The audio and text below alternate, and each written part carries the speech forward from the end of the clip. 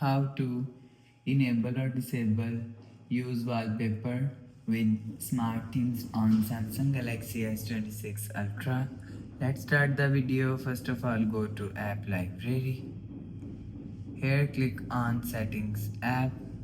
Now in Setting, scroll down and click on Connected Devices.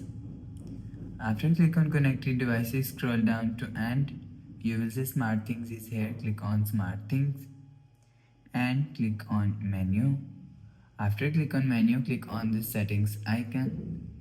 Scroll down and you will see Use Wallpaper is here. If you want to disable Use Wallpaper, turn off this button.